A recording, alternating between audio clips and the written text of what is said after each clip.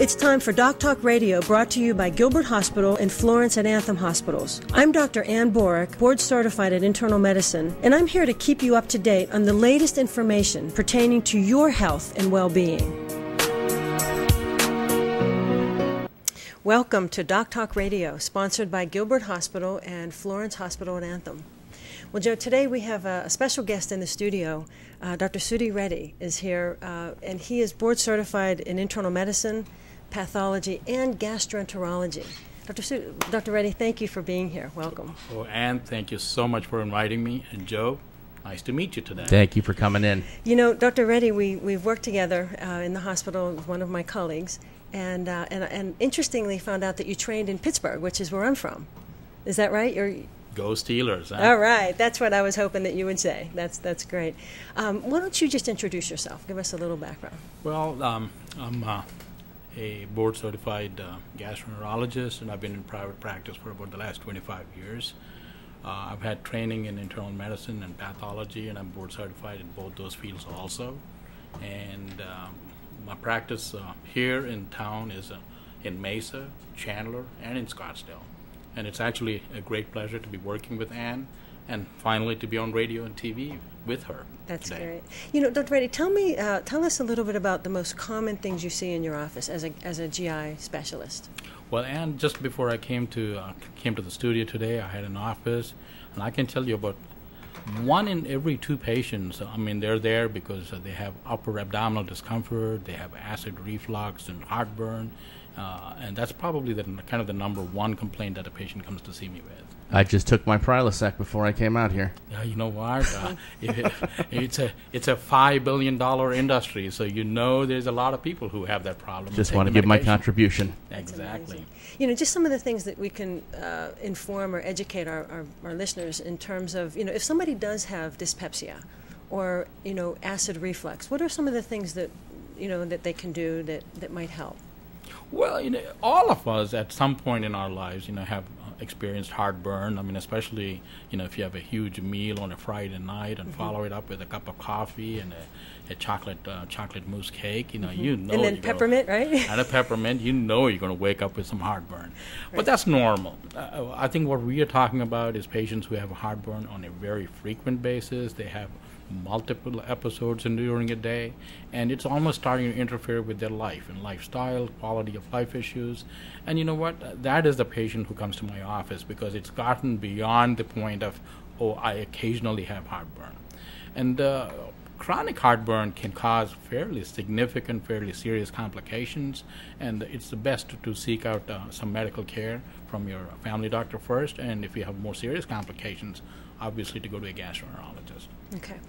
So, you know, avoiding caffeine and, you know, peppermint and those kinds of things kind of help with the symptoms. Elevating the head of the bed, you know, just some of those things as well help. Is that right? Well, there's a lot of factors that contribute to a person developing heartburn and acid reflux symptoms.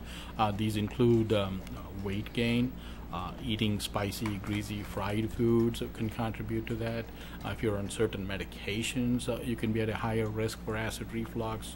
And, you know, if you have a tendency to overeat, I mean, where the portion size is extremely large, you're going to end up with. And then, obviously, the kind and quality of the sodas and the beverages that you consume and the quality of food that you consume can contribute to some of these. Right. You know, sometimes the symptoms can mimic gallbladder dysfunction. Absolutely.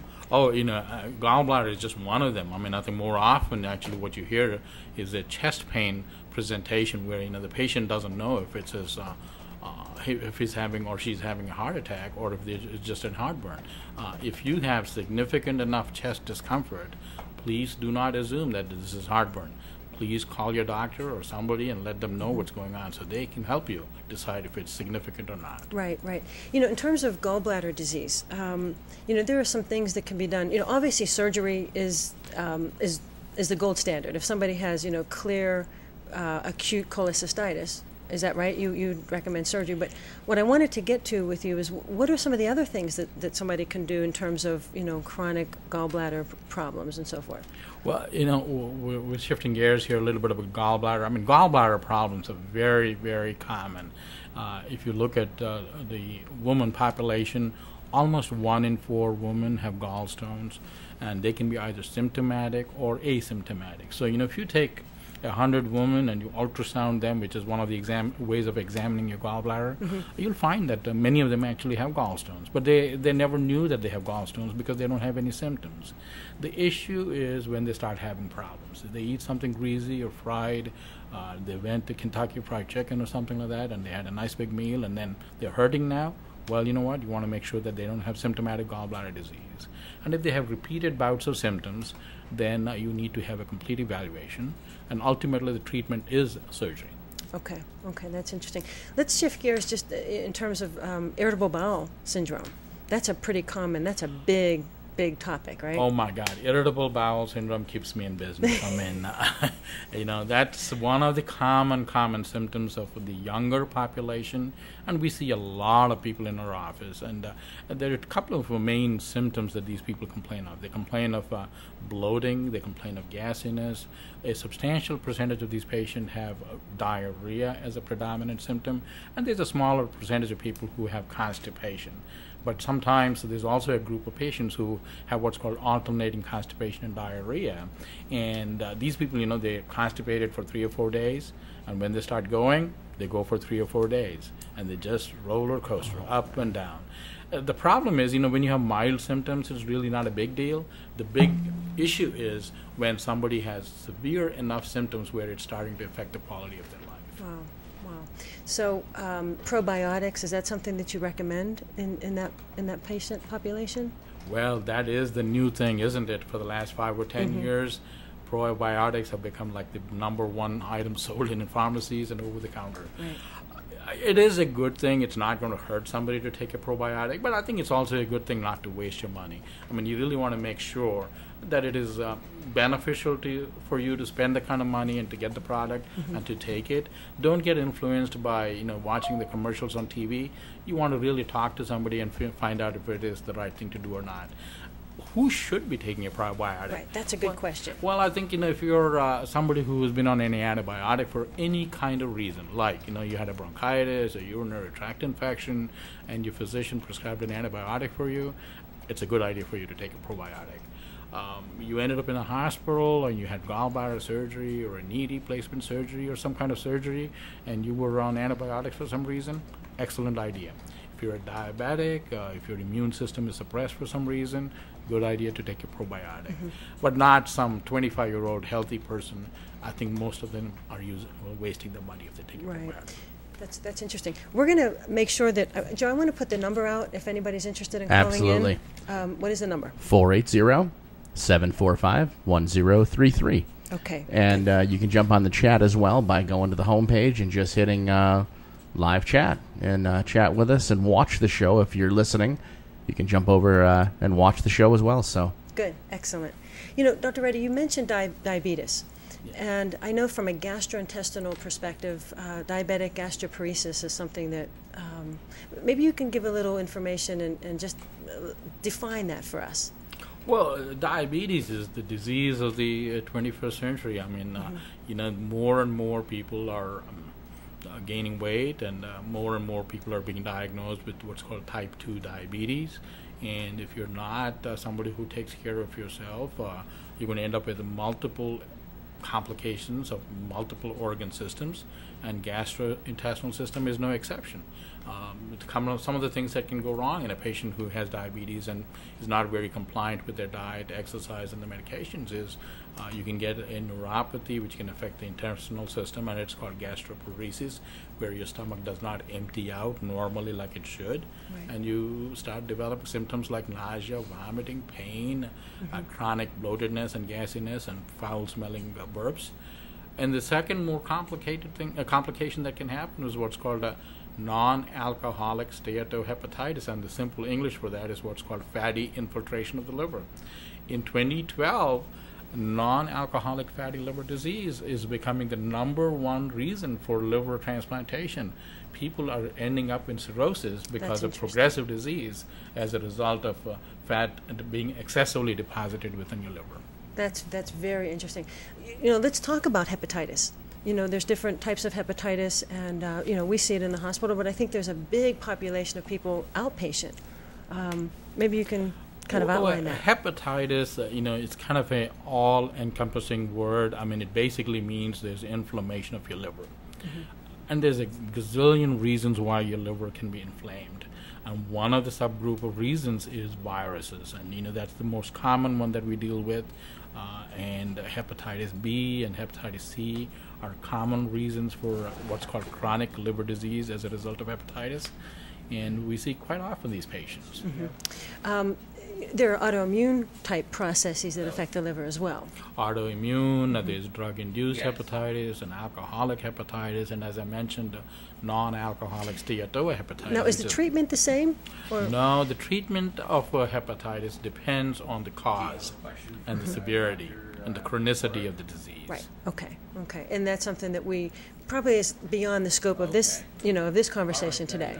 Well, in a situation like that, it's best to deal with your physician who can accurately diagnose the person and then confirm the treatment. Very good. Joe, do we have a comment or question? Nope, just somebody that enjoys the show. Oh, good. That's great. Along with hepatitis, let's just talk about the pancreas for a moment as well, because we see a lot of pancreatitis secondary to either gallstones or alcohol. Maybe as a specialist you can shed a little more light on pancreatitis.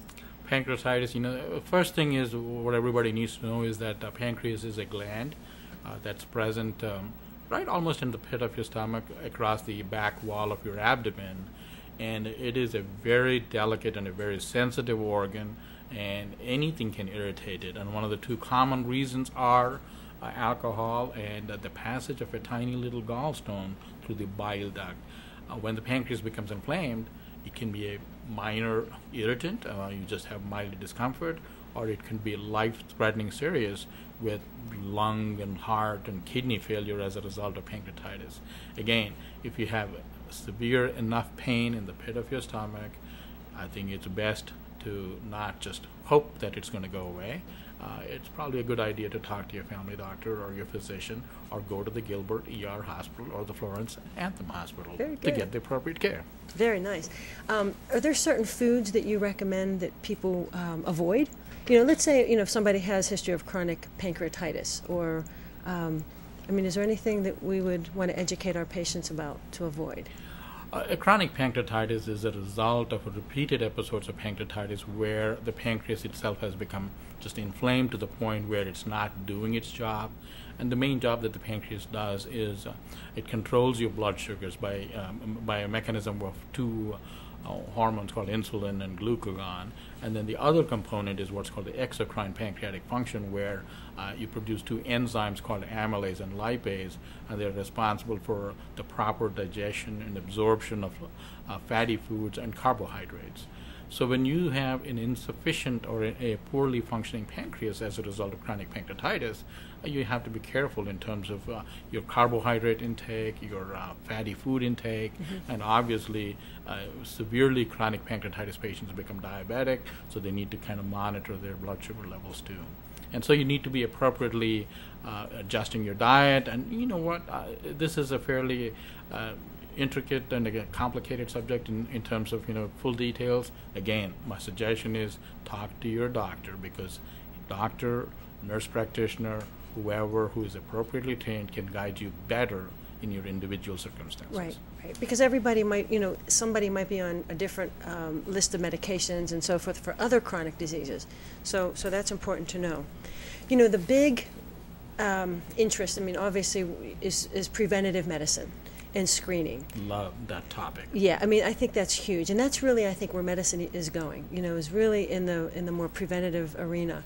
And colon cancer is just one of those things that we can prevent. And so I'd love to hear your idea in terms of screening and so forth. Absolutely, that's one of the major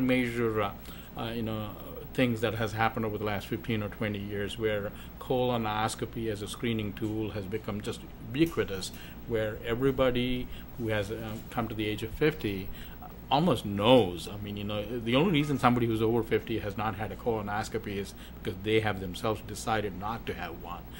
It is all over the radio, the TV. The reason is, it's very simple. Colon cancer is unique in the sense It starts out as a benign process. That means you have a huge 5 to 7 or to 10 year window of where, you know what, if you take that polyp out, which eventually becomes cancerous, before it becomes cancerous, you have prevented a cancer. Exactly. Or if you can't a cancer in a stage 1, where your likelihood of survival and prognosis is great, it's much better than waiting till stage 4 disease, where the disease has spread to other organs and your prognosis is extremely poor.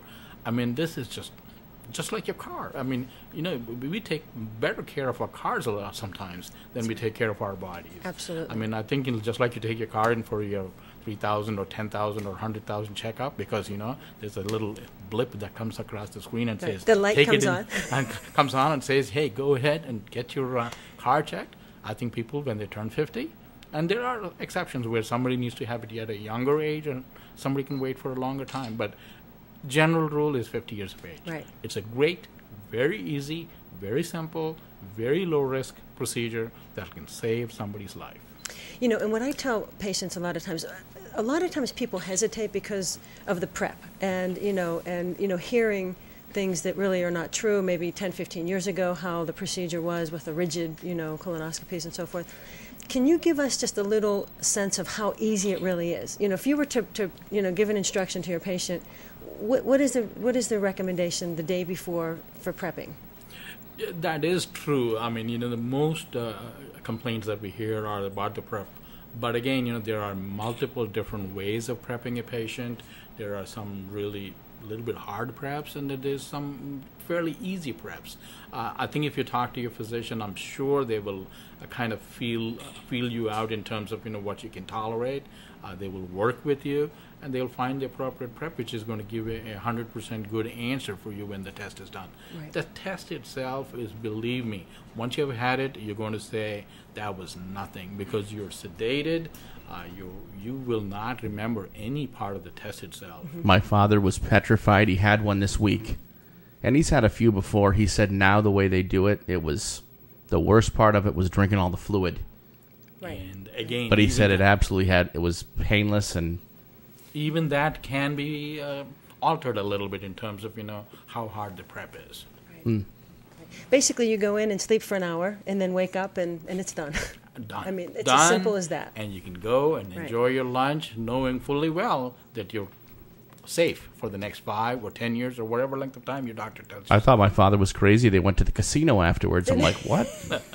Way to go, Joe. That's good. Hey, I mean, if the colon was clean, he knew he had a good luck day. So That's right.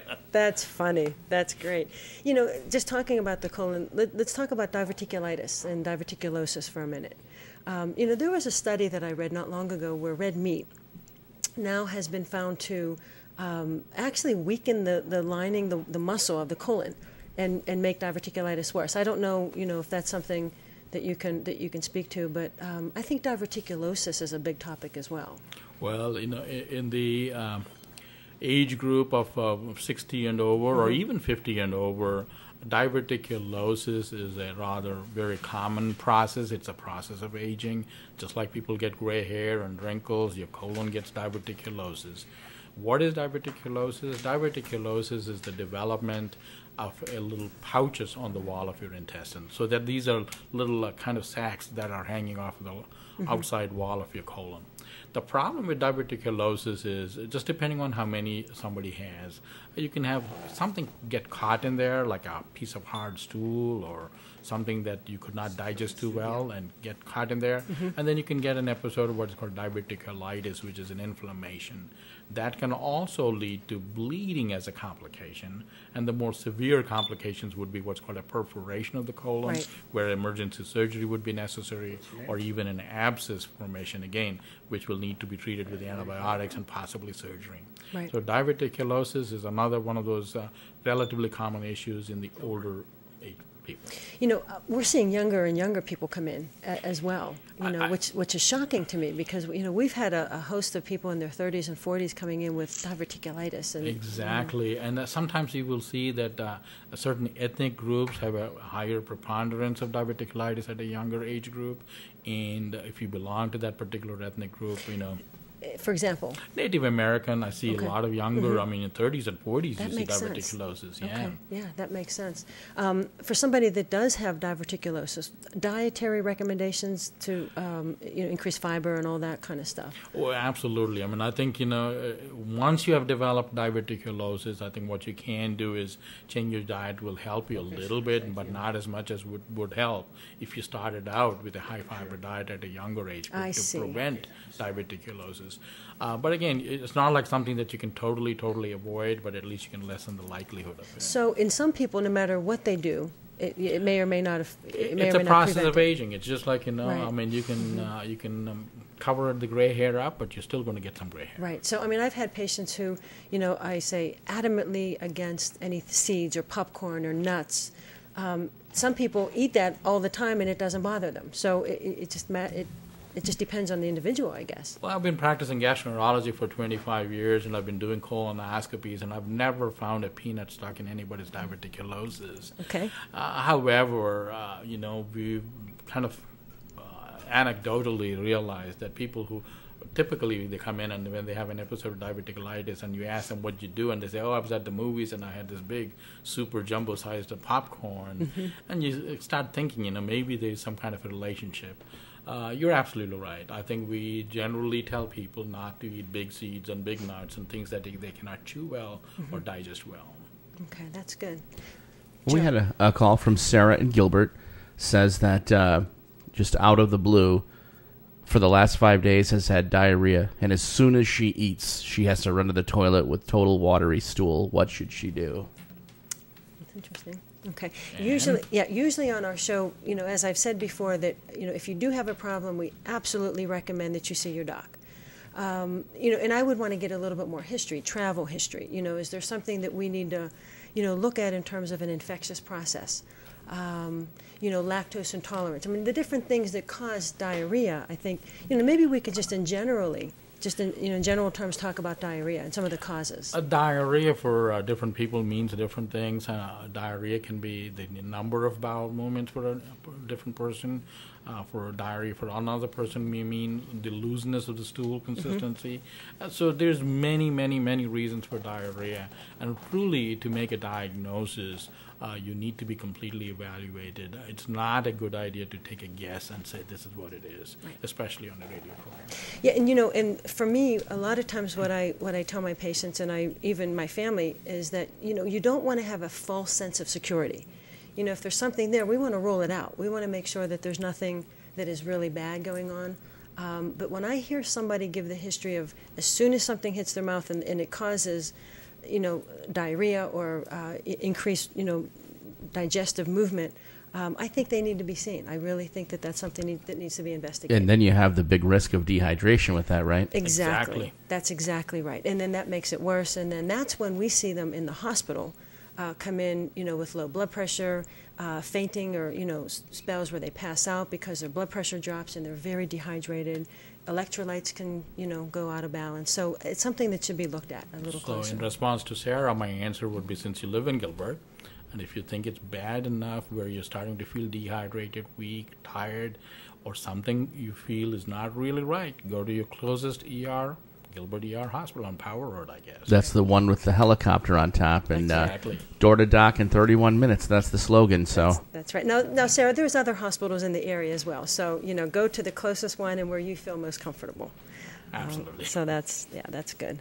Okay, Joe. Any other questions? No, we're good right now. Comments. Okay, let's talk a little bit more. I don't know if there's anything else, Dr. Reddy, that you wanna pitch out in terms of topics. And then we can there's the gastrointestinal. I mean, if you see a patient in the hospital, I'd probably say about 50 to 60% of the complaints are gastrointestinal related. One of the complaints that people don't really associate between gastrointestinal tract and illness is anemia. Anemia is when your blood count is lower than it should be. And if somebody is diagnosed with anemia, you really need to find out not just that you're anemic, but why you're anemic. And there's many reasons for somebody being anemic. And one of the most common reasons is a gastrointestinal issue. And they could be an ulcer in the gastrointestinal tract, it could be a polyp in the colon, it could be colitis, it could be acid reflux. but please make sure you find out why you're anemic and not just be treated for it without knowing why you're anemic. Absolutely, because that can lead to a bad outcome. I have seen many patients over the years who were diagnosed with anemia, put on iron pills, and then 6 months later, they're in my office saying, you know what, I've been treated, I got better, and then the anemia came back, and unfortunately when we do the colonoscopy, we find a cancer in the right side of the colon. You know what? That is 6 months that you have lost in terms of making a diagnosis and catching something that could be treatable and waiting for it to become almost an untreatable situation. Yes. You mentioned colitis. And there's different types of colitis. There's Crohn's and ulcerative and so forth. Can you speak about colitis just in general? Colitis, again, like the hepatitis. Remember we were talking about hepatitis and we said that that's inflammation of the liver. Colitis means inflammation of the lining of the colon. There's many, many reasons for that. Autoimmune, infectious, you travel to some third world country and you eat some raw foods or drink water that's not sanitized properly, you can pick up a bug and that can cause colitis. There are a couple of conditions which are called inflammatory bowel diseases, and one of them is called Crohn's disease, the other one is called ulcerative colitis. And most of these patients, the presentation is again diarrhea with blood, mucus, weight loss, and a variety of symptoms that kind of start affecting quality of life. And obviously when you examine them, when you do blood work on them, when you do x-rays on them, and when you do scopes on them, you can confirm or diagnose them. And by starting them on the appropriate treatment, you can make a significant difference in the disease course. Right. Now, for people traveling out of the country, do you recommend giving them prophylactic antibiotics, or what do you tell your patients that are going to be traveling to a third world country, for example, to help maybe prevent or protect the gastrointestinal tract? Well, I think the most important thing is obviously to make sure that whatever you consume is safe. I mean, you want to make sure that you drink bottled water in the sense, if it's manufactured by a reputable company like, whatever we have in this country, I think that's okay. But if you're drinking tap water or water from a creek or an unsafe place, you're going to get some issues. Right. Especially food that is sold on the streets, you got to be very careful. Again, you want to make sure that you follow proper precautions. And there are certain antibiotics that people can take. One of them is called Xifaxan. The other one is a Cipro that you can take for what's called traveler's diarrhea, which, also called Montezuma's revenge. That's also a diarrhea that when people travel to different countries, they can get. So what I'm hearing you say is that if they do develop traveler's diarrhea, it's probably a good idea to have Cipro or one of the antibiotics with them that they can actually start even before they come back home. Yeah, good idea. But again, you know what? You want to talk to your family doctor or a travel medicine specialist before you go to some, especially if you're traveling for the first time and you want to be knowledgeable, because you need to be immunized against certain viruses like hepatitis A. Really a good idea. You want to make sure that malaria prophylaxis. So again, depends on where you're traveling to and what you're going to be facing in those countries. So good. That's important. Yeah, Joe. We had a call from Bert in Albuquerque, who actually didn't sound very good on the phone. He said that 6 days ago he ate pork chops and noticed they were a little bit on the rare side, but ate them anyway. The next morning, he's been getting sharp pains ever since. He's tried ranitidine, omeprazole, none of them help, and now he's getting diarrhea. Anything he might try, or should he go? We can talk just in general. Again, we don't like to give, and I told him that as well. Over the radio, but just in general, it would be interesting to hear just your response to food poisoning. Especially pork, that kind of thing. If you go to a restaurant anymore, at the bottom of the menu, they say eating uncooked foods could cause problems, and it's your own responsibility. So just keep that in mind. I'm not saying that eating this piece of pork was responsible for this, but again, you got to keep that in the back of your mind. You can pick up E. coli infections and a variety of different bacterial infections, but again, food poisoning can be of two types. It's bacterial, or the other one is called toxin-mediated. That means there was some bacterium that had produced a toxin, and that toxin, not the bacterium itself, is responsible for the inflammation in the colon. And the symptom that you're going to have with that is cramping, bloating, fever, significant diarrhea, including bloody diarrhea. And you know what? If it gets bad enough, you really need to be checked out to make definitive diagnosis. Right. Anything that we can recommend to do at home? I Well, mean, you while need they're to- still at home. You need to keep yourself hydrated. I think that's the most important thing. If you can't keep up with the hydration, time for you to go to the emergency room That's or the the urgent key. care center. Absolutely, that's the key. Very good. Another question coming in? Nope, nope, that was a long one, sorry. And you know, I have found that the time to onset of different food poisonings can vary. You know, I Again, mean, you know, you can- absolutely. I mean, that kind of gives the doctor the tip off into what the possibilities are. I mean, if you consume some product and within a few hours you have symptoms suggestive of food poisoning, that's usually a toxin mediated. That means the irritant was already in the consumed product. Whereas if it is delayed in the sense, you know, it's 12, 14, 24 hours later, it could be a bacterial mediated. So Okay. that's just a tip off, not necessarily confirmation. Now, in terms of trying to differentiate between the two, when vomiting is associated with it, does that tip you off to one versus Again, the other? usually toxin-mediated, you have more upper gastrointestinal Okay. symptoms. The infection-mediated are usually a little bit delayed and more diarrhea. More related. lower GI. Okay, that's interesting. Good. I think that's some really good information. Anything else? Any other topics that before we go back to the phone? Well, and you know what? You've been in the internal medicine and you've been covering a couple of hospitals. And what do you think in terms You of know, C. diff colitis is one.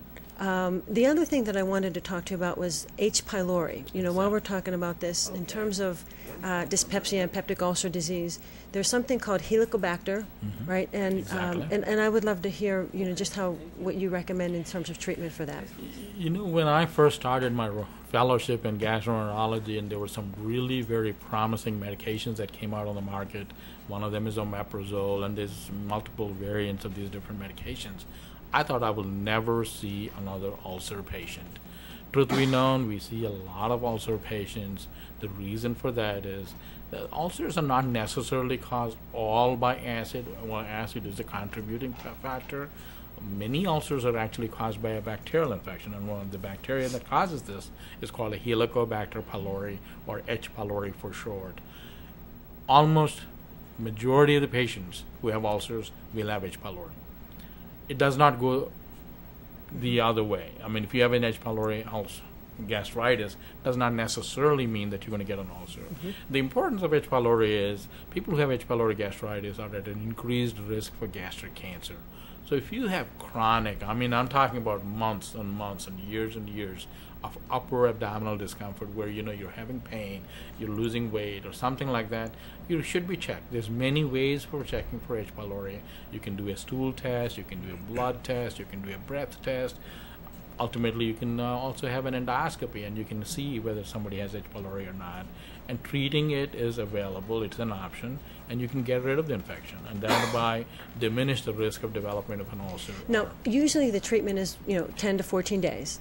For antibiotics. Of antibiotics. Yeah. And then ongoing, like acid suppression therapy. Acid suppression therapy is a great idea, and some people need it for a short period of time, and some people need it for a much longer period Now, of let time. me ask you, in your practice, because I don't have an outpatient practice, so I really don't see them after they leave the hospital. How often do you have to retreat them? You know, in other words, we treat them. Do we check it? Is it? Well, I think the H. pylori is a kind of a very fastidious organism. I mean, it needs a particular type of milieu for it to survive. And the other thing is it is transmitted from one human being to another human being. So a couple of things that you want to keep in mind is if a patient represents to you multiple times with the same infection, you want to see what's going on in the background that is responsible for either reinfection or maybe the resistance of the bug has prevented it, the antibiotics from being effective and getting rid of it. So you want to be able to make sure that when you treat the person that they have been cured of the disease and they stay cured. There are many ways of doing that. There's a breath test we can do to see if there's active disease and if the patient has been cured.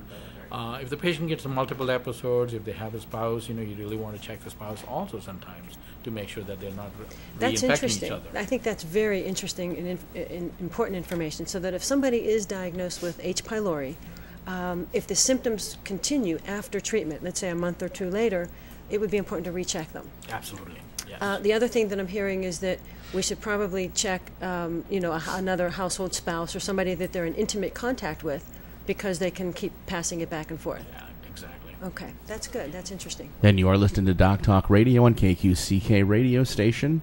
And this is every week, 1 o'clock on Wednesday, so make sure you tune in each and every week. Mary Lynn just called in from Flagstaff, says, I love cheese, but cheese doesn't love me. Gets bad gas and plugged up, also with ice cream. Is that food poisoning, she says. I'm going to let you talk. Okay, well, first of all, I don't think it's food poisoning. You know, when I think of food poisoning, I think of a pathology, you know, an infection or a toxin. I think this is more of an intolerance where, you know, maybe, what was her name, Kathleen? Lynn. Mary Lynn. Mary Lynn. I think that maybe she has some type of an intolerance, lactose intolerance or something along those lines. And I know, Dr. Reddy, you know, lactose intolerance is pretty common. Very, very common, especially in Caucasians. I mean, I'll probably say 1 in 4 Caucasians lack the ability to digest lactose, especially as they get older. And it's a very easy test. I mean, if you eat a bowl of ice cream and you got cramps and bloating and gassiness and I can't do this again, you got lactose intolerance. Right. There are obviously tests you can do to confirm that diagnosis, but I think it's a very simple thing. And unfortunately, if you like cheese and cheese doesn't like you, well, maybe cheese won, I guess, huh? Yeah, I mean, and some of the things that you can do would be to supplement your body with lactate. You know, something that would actually help the enzyme that you're lacking, so that you can go ahead and So digest. if you eat the is that powder or? Actually, it comes in a drink. It comes in a tablet that you can chew. So it comes in different forms. So if you take the lactate, you can then eat ice cream or cheese? Yes, that's exactly right. Yes, you can, but again, I think in practicality, a lot of times what you'll find is that you know, even if you take the lactate tablets or lactase, the preparation, it's not very, very effective. So I would say, you know, the best thing is to limit the intake of lactose, and if you do take ice cream, plan to stay home and not to be traveling out. Right. I mean, obviously that makes sense. That's common sense to kind of limit it, but you know, at least it's another choice. We had Perry from New Brunswick. Wow. Where is New Brunswick? Canada? Is that in this country? Well, there's in Canada or New Jersey. There's a New Brunswick in New Jersey. I should have asked that, Yeah. darn it. Let's see. Perry always wakes up with diarrhea every day, but for the rest of the day, he's usually fine. He says, am I normal? I mean, if you're only having some loose stools once a day, that may be fairly normal for you. It depends on what you're eating. You know, again, if you're not having any nocturnal symptoms, if it's not waking you up from sleep, it may be normal. But like I say, you know what? Unfortunately, in a radio program like this, we cannot be very specific about an individual patient situation. Maybe Perry's getting up sleepwalking and raiding the fridge in the middle of the night. Could be. You know, actually, Perry brought up something that I want to bring up, and that is, you know, sometimes I hear patients say, I get up in the morning and I'm nauseated. And, you know, and then I dig a little bit deeper into their history, and I find that maybe they have a lot of postnasal drip, there's a lot of drainage, and there's something that we call mesenteric adenitis, where just a lot of the drainage that we swallow irritates the lining of the stomach and causes the nausea, you know, in the morning. Is that something that you see, or can you speak to that? Well, nausea is such a kind of a very generic complaint that a lot of people have that, you know, it needs a complete and a thorough investigation. And postnasal drip is obviously one of the common factors for that. You know, there's any number of reasons, unfortunately, and again, it is too broad a topic to kind of, you know, pigeonhole into one little diagnosis. Sprue, celiac sprue. Oh my God, you brought that topic up. That is one of the biggies of the last 10 years or so. It's always been there. I mean, you know, it's been a disease which has been prevalent for as long as human race has been there. Unfortunately or fortunately, what has happened is people were not paying too much attention to the diagnosis of this problem, and there's a lot of people who were diagnosed or misdiagnosed as irritable bowel syndrome or anxiety, or you just have a nervous stomach, whereas as a matter of fact what they had is what's called gluten intolerance, or which is a sensitivity to gluten, and also called celiac sprue. And it's a very easily diagnosed disease based on blood work and, if necessary, biopsies. And it is treated by eliminating gluten in your diet. Right. So you see a lot of patients with that problem. Now, interestingly, and maybe you can confirm this, but if somebody has the suspicion of having celiac sprue or gluten sensitivity, a lot of times what they'll do is they'll eliminate it from their diet, and then they'll go in to see their doctor. And by eliminating it, actually, is it true that that pretty much makes it difficult to make a diagnosis? Yes and Is no. that true or false? It depends on if somebody is like a 100% gluten-free. You may find that the markers in the serologic or the blood markers may be normal levels. But again, you can challenge that person with the gluten. What I would do in a situation like that, I would say is, you know what?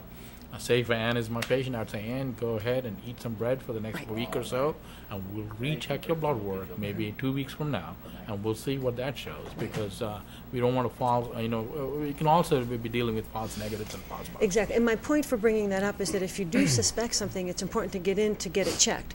Exactly. Rather than treating yourself and just going to the store and buying, all of this gluten-free stuff that you may be wasting your money on, and maybe delaying the diagnosis because we're going to need to re-challenge you with the gluten anyway. And that's what I tell my patients. Don't be a Google MD. Go to the real MD. There you go. That's interesting. And, the other thing, a lot of people think that gluten-free is calorie-free, and that's not true. No. Gluten-free means wheat and wheat flour-based products. Right. So if you're interested in losing weight, gluten-free food is not necessarily the best way to go. No, actually, in that person, the patient who has gluten allergy generally have diarrhea and they lose weight.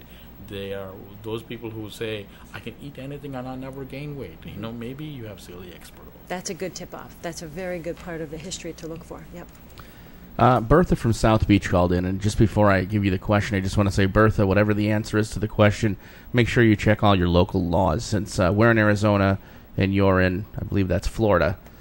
So anyway, the question is, Bertha is 72 years old, going through chemotherapy. Just the thought of food makes her sick, has absolutely zero appetite whatsoever. She was told to try cannabis. Would that help her? Would you recommend that? She's afraid. Or is it okay to try to see if that may help? Is that an option? Bertha, it's not uncommon to have a decreased appetite going through chemotherapy. I think that's obviously the first point.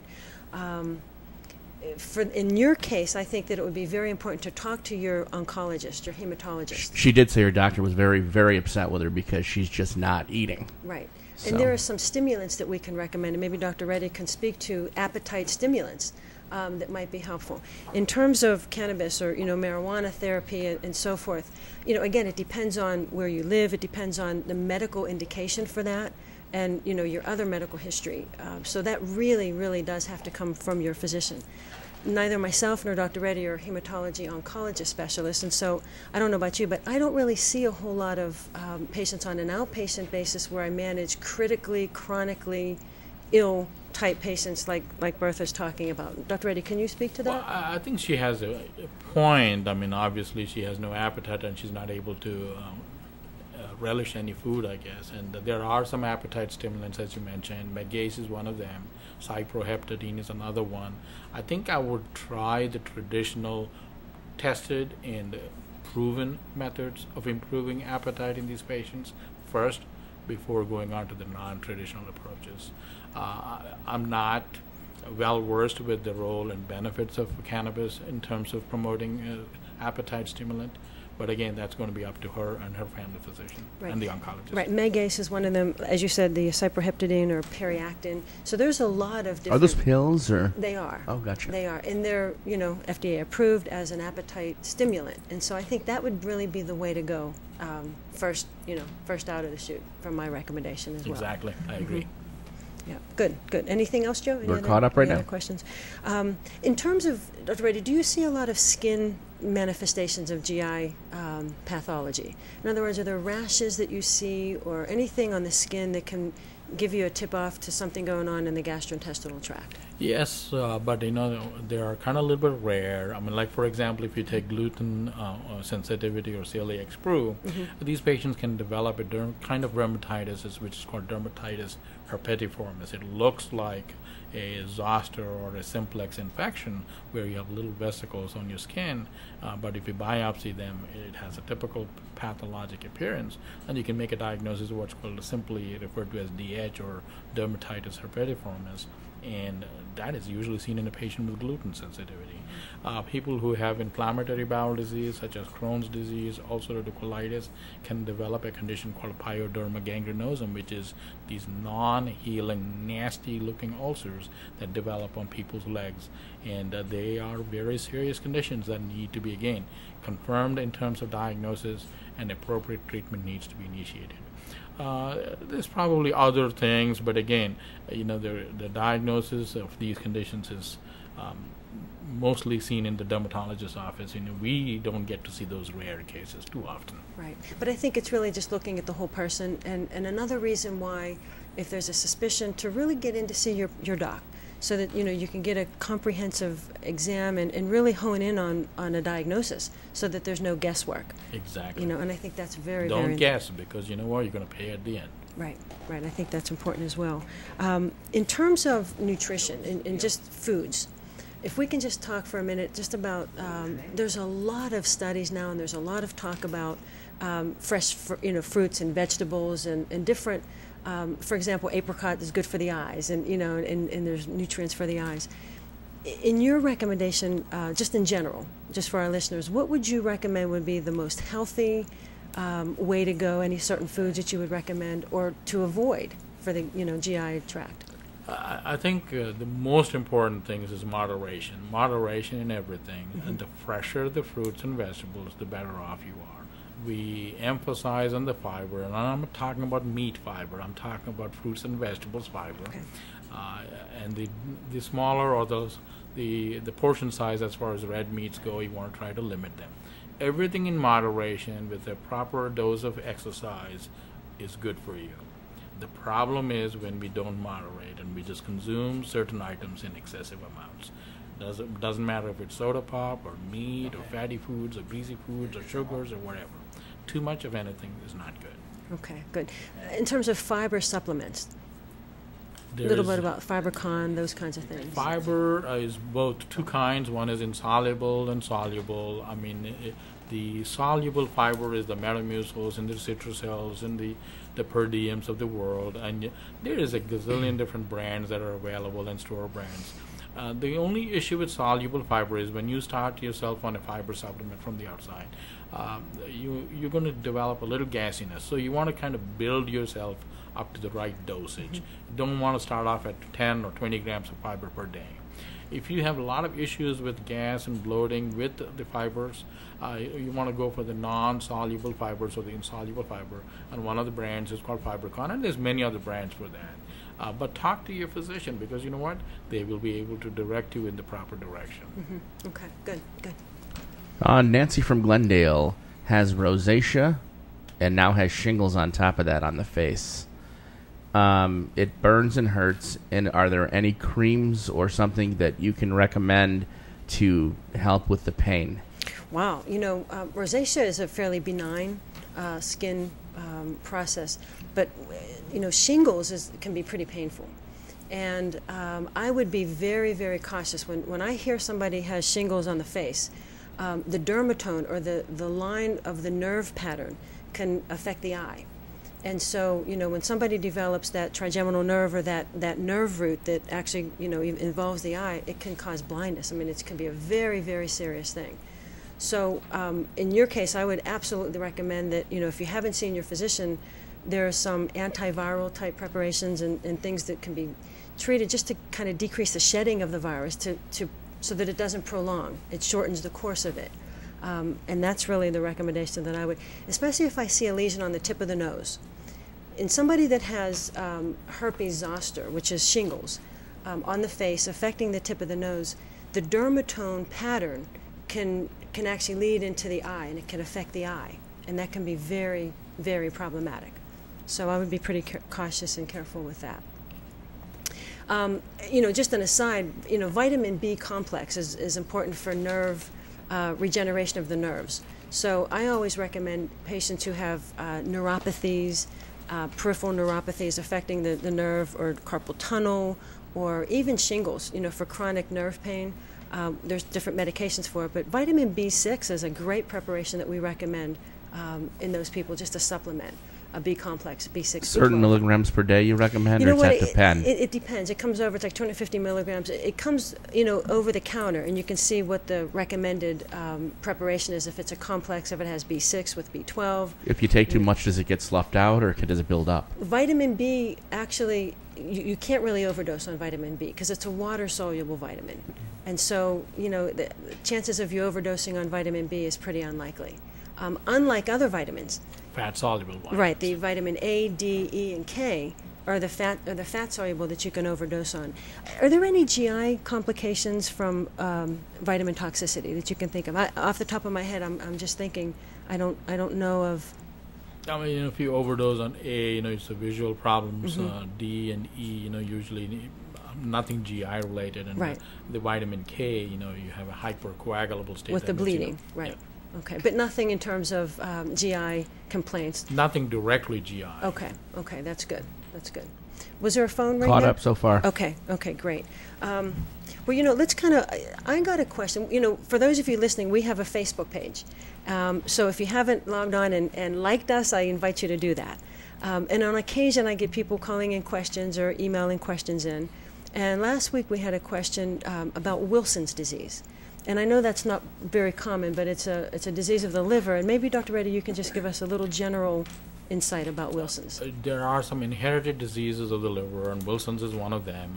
It is a copper metabolism abnormality where it's a genetically transmitted disease where somebody has the inability to properly metabolize copper in their system.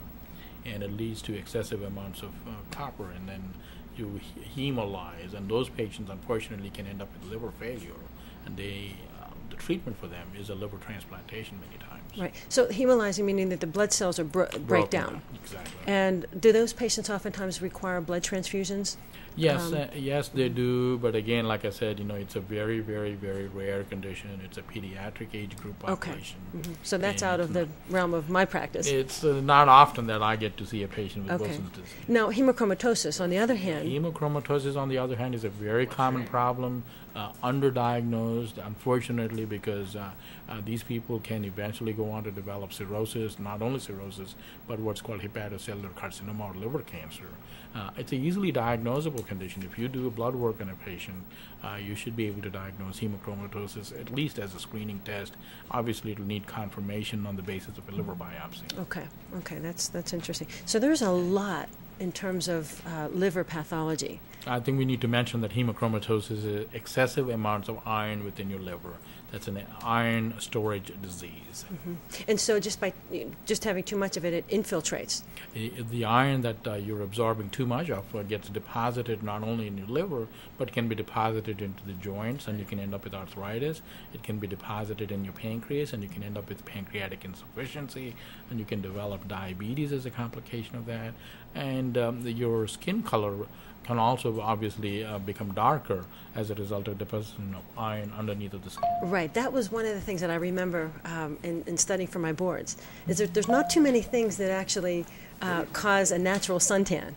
And hemochromatosis is one of them. So and again, that's why it's important to have a total assessment. Exactly, of and it's body. a genetic disease, and you got to remember, if your uncle or grandfather or somebody in the family had a liver disease and they were not drinkers and they did not have hepatitis, maybe they did have hemochromatosis, and maybe a good idea to get yourself checked. Good, that's good. Yeah, Joe. David from Tulsa.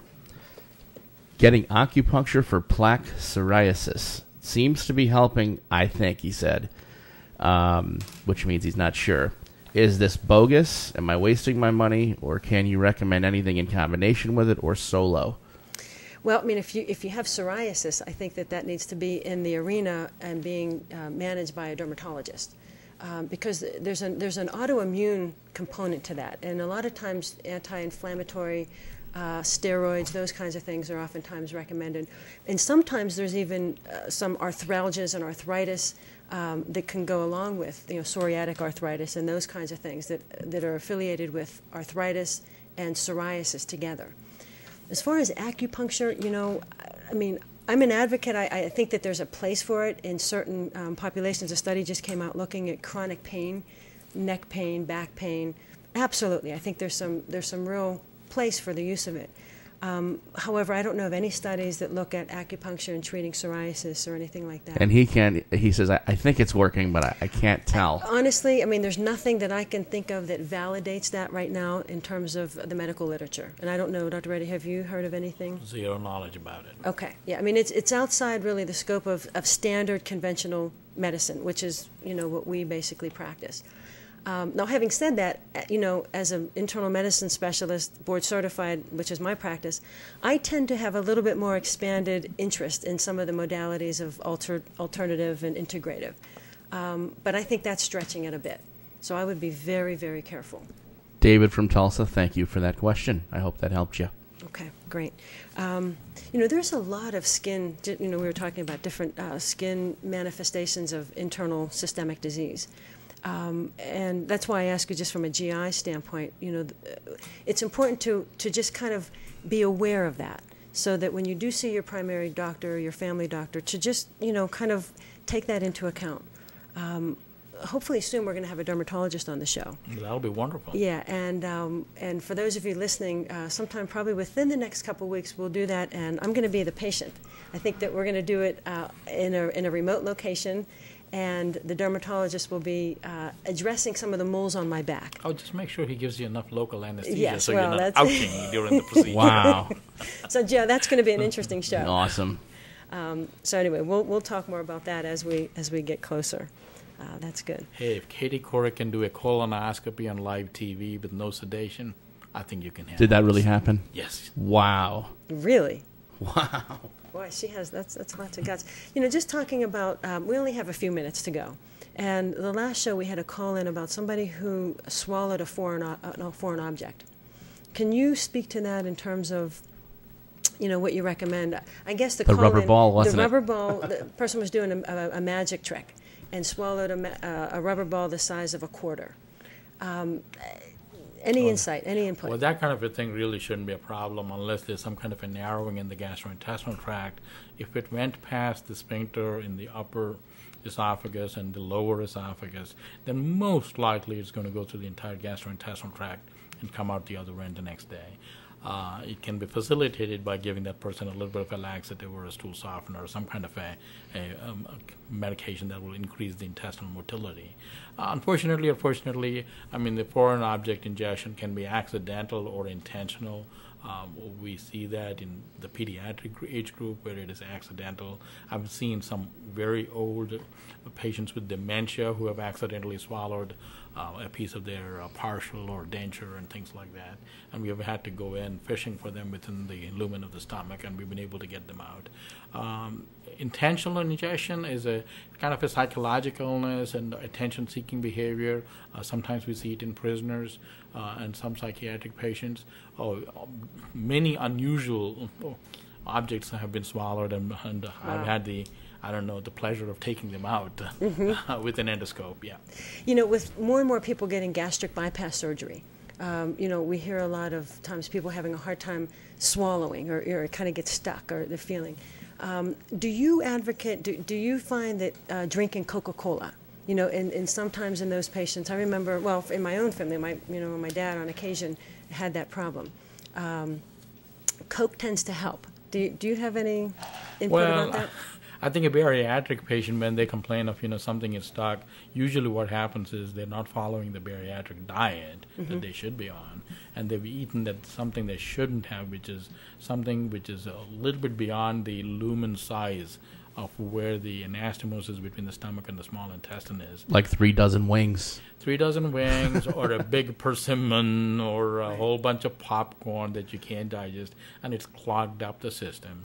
And then you're going to have intense pain, you're going to have nausea, vomiting, throwing up, and sometimes you need to be helped by a physician to push the stuff through. Right. But otherwise, as far as drinking some Coke, you know what? People try it. People try all kinds of different things.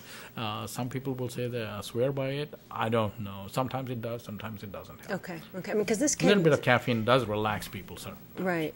Specifically from the GI specialist, and it tends to work. So it was kind of interesting. Okay. Yeah, that's neat. Do you believe the hour is up? Actually, Unbelievable. This has been a great experience. I enjoyed being with you on the radio. Joe, thank you very much. Thank you. people, call in, because that's what keeps us more excited and more informative. I swear in another 12 months I'm going to be a doctor from the show here.